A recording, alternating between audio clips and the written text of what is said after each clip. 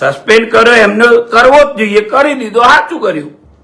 પણ સસ્પેન્ડ કરવા પાછળના બે ચાર કારણો છે. એટલે મારે આજે ફેસબુક લાઈવના માધ્યમથી આજે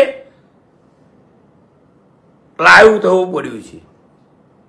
બીજી વાત કરું તો હું 2022 લગીન ધારાસભ્ય રહ્યો.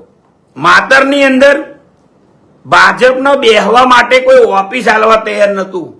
એ સમય દરમિયાન મેં 5 ગુંઠા જગ્યા ભાડા પટ્ટે, એટલે કે 15 વર્ષના ભાડા પટ્ટે જગ્યા લઈને અમે બાંધકામ કર્યું, ઓફિસ બનાવી.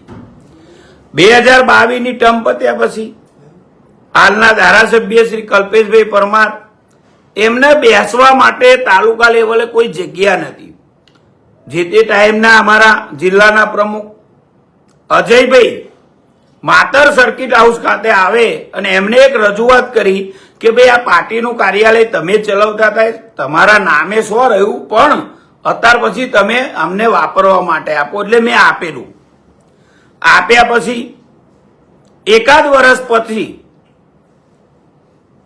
જિલ્લાના ઉપપ્રમુખ આ પોપટલાલની બુદ્ધિ બગડી, એટલે કાર્યાલયની જગ્યા ભાડા પટ્ટે રજીસ્ટર કરેલું, તે છતાં એને દાદાગીરી કરી એને એના નામે રજીસ્ટ્રેશન કરાવ્યું. એટલે મારો આ વ્યક્તિગત વિરોધ થયો.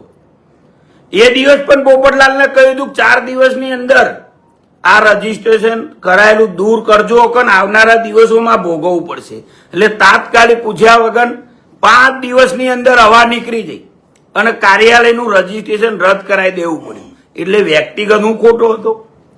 તમને મેં વાપરવા આપ્યું હતું પાર્ટીના કાર્યાલયને, પાર્ટીના આગેવાન તરીકે, પણ તમારી એમાં દોનત ખરાબ હતી એટલે મેં પાછું લઈ લીધું.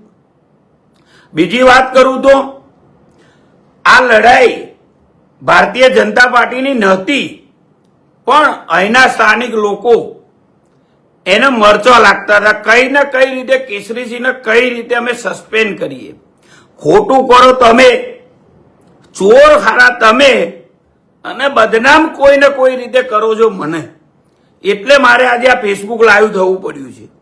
તમે લડો એને ના નથી, સસ્પેન્ડ કરી દીધો છે, હવે તો કોઈ વિષય નહીં રહેતો.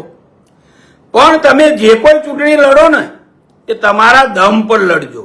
ભાજપના સિમ્બોલ પર તો લડો જ છો, પણ તમારી તાકાતથી લડજો. હું તમને કહું છું, આ ચેલેન્જ કરું છું કે પોલીસનો ઉપયોગ ના કરશો. રેત લેવા તો નહીં, હવા નીકળી જાય છે એટલે પોલીસને મોકલે મતદારના ઘેરે, તો પછી રેત ના લેવાય. તો કેસરીસિંહ અમે ચૂંટણીઓ શું કરવા લડો છો? તમારી જાતે લડીને બતાવો.